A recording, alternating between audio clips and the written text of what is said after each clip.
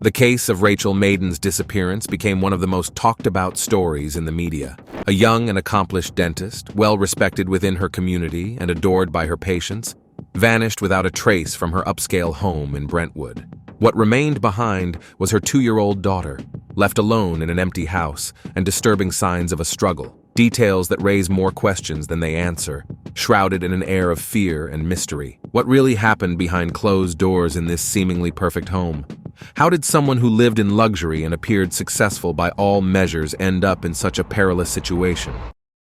Rachel Maiden's family and early life.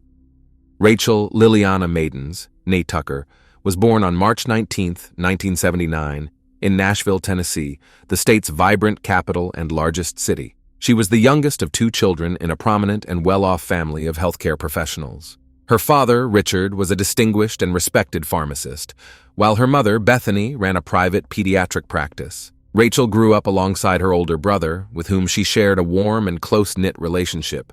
Their parents doted on both children, ensuring they had the best education and opportunities to nurture their talents.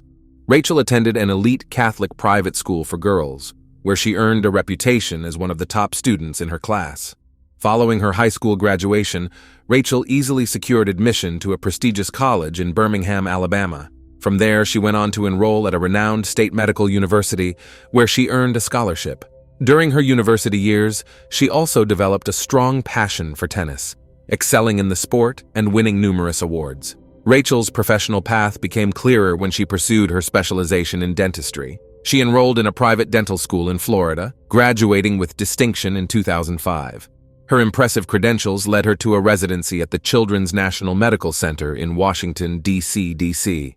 During this time, Rachel began to publish academic papers in medical journals and participated in both national and international conferences, gaining recognition as an outstanding young professional. The family's tragic turn. However, a dark shadow fell over Rachel's life in 2004, while she was still a student. Her father, the well-known pharmacist, was accused of forging prescriptions and illegally distributing controlled substances. Richard was arrested at work and taken into custody, where he was held until trial. Tragically, he passed away from a heart attack in his jail cell, unable to cope with the stress and humiliation of the accusations. The Maidens family's troubles did not end there. Rachel, along with her mother and brother, found themselves under investigation. Their financial accounts were frozen, and they were restricted from traveling outside the country until the inquiry was concluded. The investigation stretched on for over a year. 2 of Richard's colleagues were eventually arrested, and Richard himself was posthumously exonerated, with formal apologies extended to the family. The emotional aftermath of her father's tragic passing, the drawn-out investigation, and the stain of public scandal had a profound impact on Rachel Maidens' mental and emotional well-being. She fell into a prolonged depression, appearing overwhelmed and broken. Despite this dark period, a few years later, Rachel managed to reclaim her life. She opened a private dental practice in Brentwood, a peaceful and affluent suburb of her hometown of Nashville, located in Williamson County, Tennessee. Her career took off at an impressive pace. Rachel became known as a highly skilled and innovative orthodontist, attracting clients from neighboring cities and even from other states. Her dental clinic quickly gained a reputation as one of the most advanced and well-equipped facilities in all of Tennessee, admired for its cutting-edge technology and top-notch service. A marriage marked by wealth and success. From a young age, Rachel was known for her striking beauty, drawing attention from many admirers. Tall, athletic, and graceful, with long blonde hair and a dazzling smile, she effortlessly turned heads. Yet, despite the interest she received, Rachel remained focused on her studies and career ambitions, putting off serious relationships and family plans until she was firmly established professionally. In the late 2000s, Rachel met a man named Reynold Maidens. Reynold was nearly 8 years her senior, but the age gap never became an obstacle for their connection. Born and raised in a modest town in Georgia, Reynold came from a middle-class background. He attended a local high school before enrolling in a technical college, and later went on to study at Clark University in Atlanta. After earning his degree, Reynold landed a job as a sales manager at a major pharmaceutical company. His career rapidly progressed, and in 2007, he was transferred to the company's Nashville branch, where he assumed a senior management role. By the time Rachel and Reynold crossed paths, both were well established in their careers. They earned impressive salaries, lived comfortably, and were free to indulge in the luxuries that success afforded them.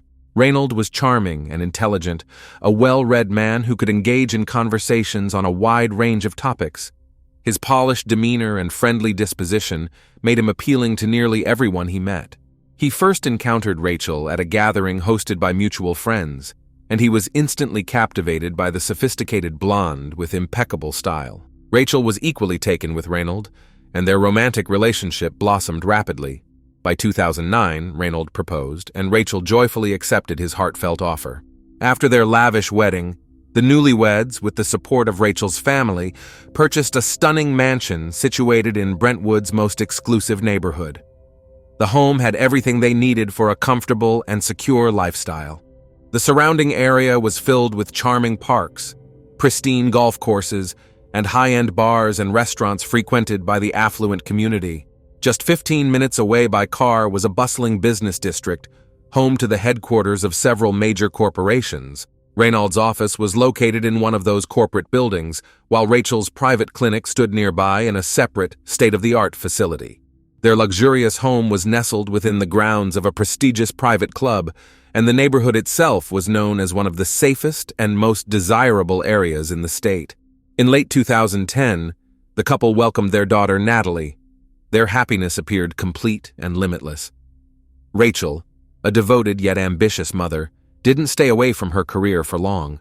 Despite her short maternity leave, she continued to oversee the operations of her clinic and returned to work full-time less than a year later. By mid-2012, Reynold's behavior started to take a troubling turn. He began drinking heavily, claiming it was the only way to unwind from the pressures of his demanding job. Rachel's efforts to have meaningful conversations with him about his growing alcohol use led nowhere. Reynold stubbornly denied that he had developed a drinking problem, insisting he could quit anytime he wanted. As the months went by, Rachel became increasingly worried. She suspected that Reynold's issues went beyond alcohol and that he might be using other, more dangerous substances. His moods grew erratic, and he exhibited episodes of sudden, irrational aggression. His behavior became more unpredictable and, at times, genuinely frightening. Any attempt to discuss the situation either resulted in explosive arguments or was met with complete denial, leaving Rachel feeling helpless and deeply concerned. The negative changes in Reynold Maiden's behavior inevitably started affecting his professional life. His performance at work took a nosedive, and after several warnings from his superiors, he ended up losing his job.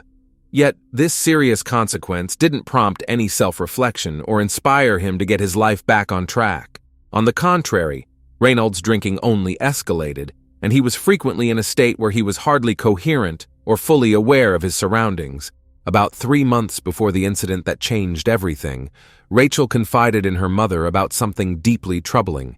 She had discovered that Reynold had been secretly withdrawing large sums of money from their joint bank account and transferring them into his personal account.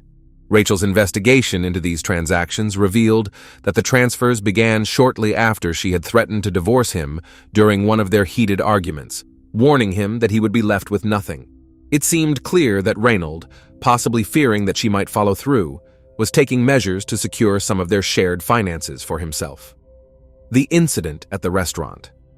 In January 2013, Reynold showed up at a Brentwood restaurant in an extremely agitated and unsteady state, clearly under the influence of some kind of prohibited substances. His behavior was erratic and confrontational. He harassed other patrons and seemed to be spoiling for a fight. Alarmed, the restaurant manager called the emergency services, reporting the escalating disturbance. Only minutes later, she made a follow-up call, explaining that when staff tried to escort Reynold out of the building, several high-caliber bullets fell out of his coat pocket, along with a small container of unidentified pills. When law enforcement arrived, they spoke to Reynold, but surprisingly let him off with just a verbal warning.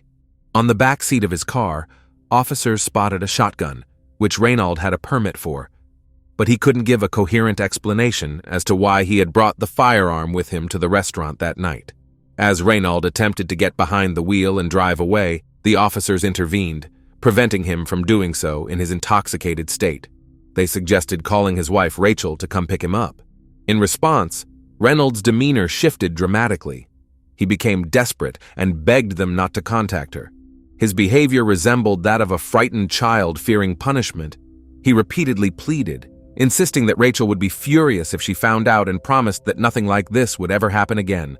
Who actually came to get Reynold that night remains unclear. He made a phone call to someone, and roughly 15 minutes later, a car pulled up to the restaurant. Reynold quickly got in and left. None of the witnesses got a good look at the driver, but some accounts suggest that it may have been a former colleague of his. On the evening of April 21st, 2013, the Brentwood Police Department received a distressing call from a concerned woman who was unable to get in touch with her daughter all day and was growing increasingly worried about her daughter's safety, as well as that of her young granddaughter. The caller was Bethany, Rachel's mother. She knew all too well about her son-in-law Reynold's struggles with alcohol and dangerous substances, and how his behavior became unpredictable and reckless under their influence. Bethany pleaded with the police to urgently send officers to her daughter's home to check on the situation. She shared that Reynold had been on the brink of a breakdown, often making alarming threats, including harming himself or lashing out at Rachel. Bethany also mentioned that her granddaughter Natalie, who was only 2.5 years old, was likely in the house. The police responded swiftly and arrived at the residence, but no one answered when they knocked on the front door. The curtains on the ground floor were tightly drawn, making it impossible to see inside. However, the unmistakable sound of a child crying loudly could be heard from within the house, raising serious concerns for the child's safety. Officers decided to force entry through the garage door to get inside. Once inside, their calls went unanswered. Following the sound of the distressed child, they made their way deeper into the house. There, in a hallway, they found Natalie, sitting on the floor and sobbing for her mother. At her young age, she couldn't explain what had happened, but the fear and confusion in her eyes were evident. As the officers moved down the hallway, they noticed blood splattered on one of the walls. They followed the grim trail, which led to a horrifying scene in the living room. Rachel, aged 34, was found lifeless on the floor, and a shotgun lay discarded on the nearby couch. An investigation later revealed that she had suffered 9 gunshot wounds, in addition to 2 blasts of buckshot fired into her back. There was no chance for Rachel to survive the brutal attack. The hallway, entryway, living room, and even the bedroom door were covered in blood. It was clear that the violent act had unfolded throughout these areas, with Rachel being pursued and attacked as if she were a target in a shooting range. After the assault, the perpetrator had wrapped her body in a blanket and attempted to clean up the bloodstains from the floors and walls. However, there was far too much blood, and the effort was quickly abandoned. The suspect then fled the scene. The prime and only suspect in this horrifying crime was Reynold, who was immediately declared a wanted fugitive. Thankfully, the child, though traumatized, was physically unharmed, but the emotional impact was obvious. It appeared that she had witnessed the entire ordeal, a terrifying experience for someone so young. Bethany, devastated and in shock upon hearing the news, rushed to her daughter's home to take her granddaughter into her care. The high-end country club where the crime took place was swarming with law enforcement. Officers canvassed the neighborhood, questioning residents in hopes that someone had seen something or could provide clues about the suspect's whereabouts. The search for Reynold was extensive, involving aerial support with helicopters, as authorities considered him extremely dangerous due to his unstable behavior. His photograph was broadcast during the evening news, along with a public plea for any information about his location. The community was also warned that he might still be armed. During a search of the house, investigators found a note, more accurately a full letter written by the suspect. In the letter, he offered an apology to his young daughter, although he never explicitly mentioned what he had done. Reynold also expressed his gratitude to his mother-in-law and Rachel's other family members, thanking them for their kindness and support over the years. He wrote about his love and appreciation for them, but then launched into a tirade about how his wife had made his life unbearable. He described how she allegedly belittled and pressured him, and how things had only gotten worse after he lost his job, reaching a breaking point he claimed he could no longer endure. Throughout the letter, Reynold placed blame on Rachel, painting her as domineering from the start of their relationship and claiming she had systematically broken him down and controlled him. He justified his addiction to hard liquor and powerful substances as his only way to cope with the pressure. He insisted that his substance abuse and job loss were consequences of being trapped in a marriage with what he described as a tyrannical partner. His writing was erratic, at times disjointed, and he frequently repeated himself. But the overall message was a clear and desperate attempt to deflect responsibility. The letter also contained a request that custody of his daughter be granted to his mother-in-law, who he believed would be a loving and capable guardian. For investigators, the letter was essentially a confession, leaving no doubt about who had committed the crime. However, forensic experts speculated that the message could be a final farewell, raising concerns that the suspect might have harmed himself after fleeing the scene. Despite this possibility, the search efforts pressed on, as Reynold was still considered a significant threat to the public. In the trunk of Reynold Maiden's car, which had been abandoned near the house, officers found a duffel bag containing nearly $100,000 in cash. It was clear that he had planned to escape with the money, but, for reasons unknown, left it behind. Detectives also discovered that on the night before the tragic incident, Reynold had made a lengthy phone call to his attorney, though the content of that conversation remained undisclosed. The very next day, as police continued their extensive search for Reynold Maidens, he unexpectedly emerged from hiding, approaching the officers with his hands up and expressing his willingness to cooperate with the investigation. Without resistance, he allowed himself to be handcuffed and was escorted to the station for questioning. Right away, Reynold began blaming the victim for all his misfortunes, claiming that she had subjected him to years of psychological torment and constant humiliation.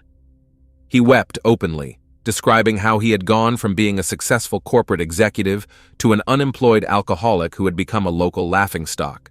He recounted wandering the streets aimlessly, too terrified to return home to face his wife. It turned out that for the past 6 months, neighbors had filed multiple complaints about Reynold's erratic and disturbing behavior. He had been known to approach strangers on the streets aggressively, trying to start conflicts. He had also been cited several times for driving under the influence, yet curiously, his driver's license had not been suspended, which many found puzzling. In March 2013, a heavily intoxicated Reynold crashed his car into a transformer station, leaving an entire neighborhood without power. Just a week before the tragic incident, neighbors reported seeing him walking around his property with a shotgun. On April 15th, for example, he approached a neighboring home with the weapon, terrifying the children playing on the lawn and their parents, who promptly called the police. Reynold was arrested, but released the next day without any charges, likely due to bailing his way out of the situation. Former colleagues of Reynold reported that his behavior had started to change dramatically about 6 months prior to the incident.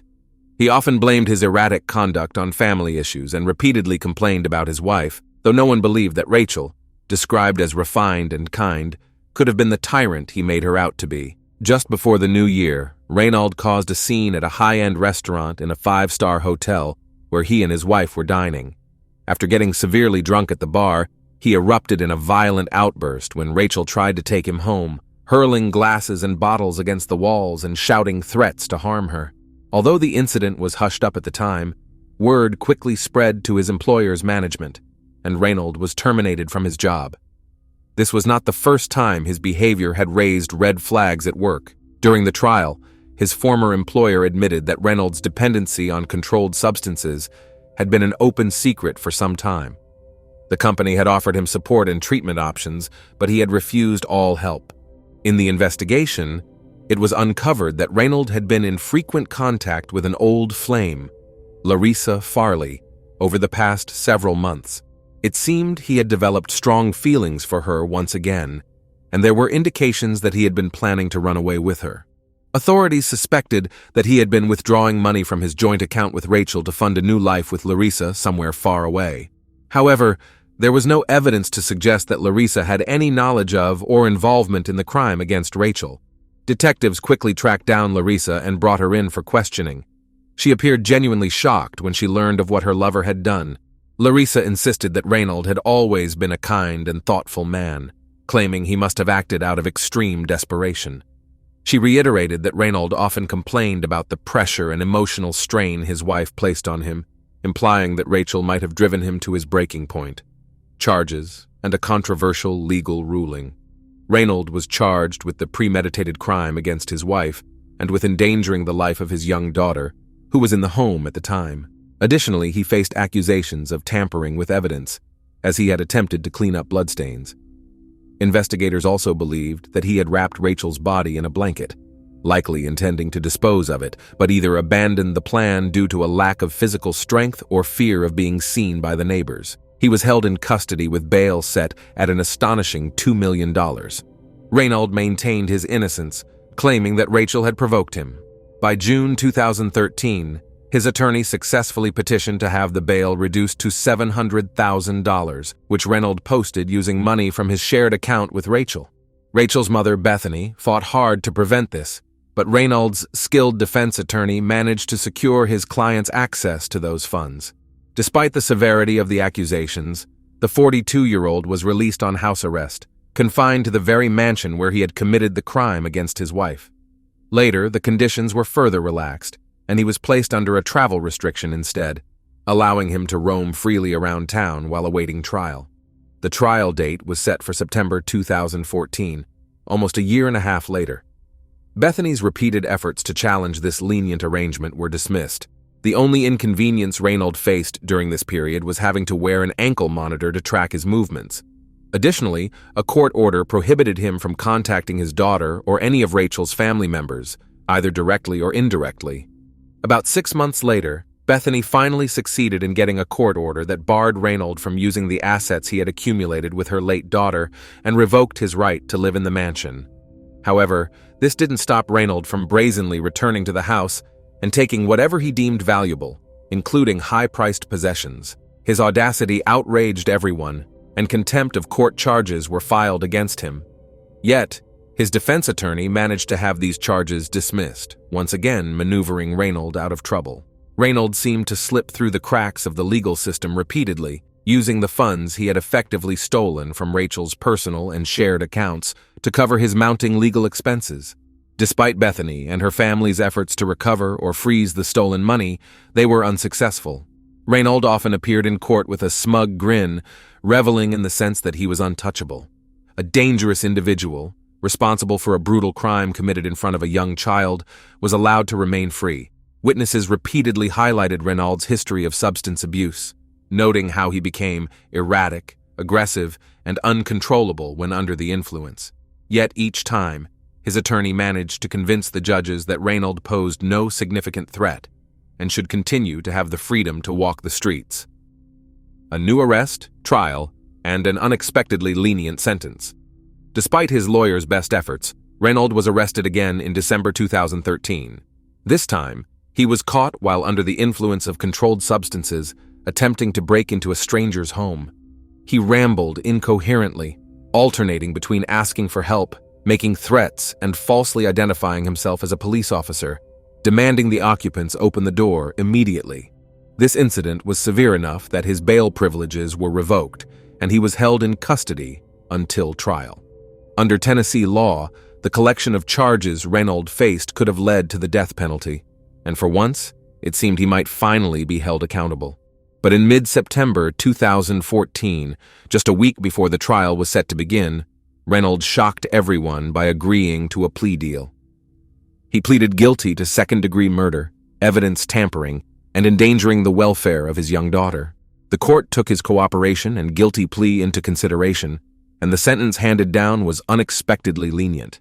Reynold was given 25 years in prison, a significantly reduced term from the 60 years the prosecution had sought. Furthermore, his lawyer negotiated eligibility for parole after just 15 years, contingent on good behavior. In the courtroom, the convicted offender offered an apology to his daughter and Rachel's family, but his words came across as insincere. Rachel's mother, Bethany, viewed the court's decision as a personal affront and an insult to the memory of her beloved daughter. Feeling the pain of a justice system that seemed to fail her, Bethany made numerous attempts to appeal the sentence in higher courts. She also participated in several interviews, hoping to draw public attention to what she considered a miscarriage of justice. As of now, the sentence for Reynold remains unchanged. Rachel's daughter, Natalie, has been placed under the care of her maternal grandmother, Bethany. According to the terms of the estate, Natalie will inherit all of her late mother's assets when she reaches adulthood.